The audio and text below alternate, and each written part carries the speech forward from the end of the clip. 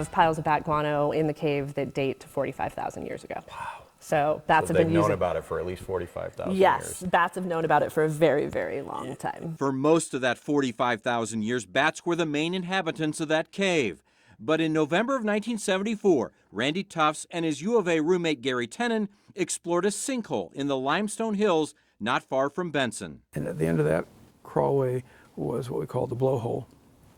And air was just blowing out of that hole. We had a little sledgehammer and chisels, and we hammered away to that hole in the limestone until it was large enough for, I was smaller than he was, so I went through first and hammered from the other side and got in. Gary and Randy had discovered a nearly 2.5 mile long limestone cave they called Xanadu.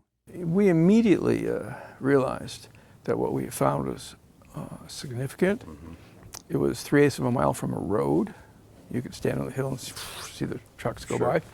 And so we agonized over how to protect it. Gary and Randy did tell the Kartchner family who owned the land. Together they kept the secret for over a decade while they formulated a plan to protect the cave. We educated ourselves about conservation through commercialization.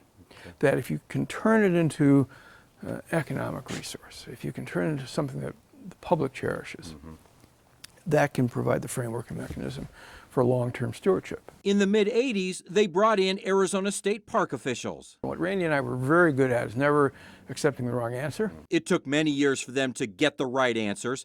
Finally, in 1999, Gary and Randy's idea of making Kartchner Caverns a state park became a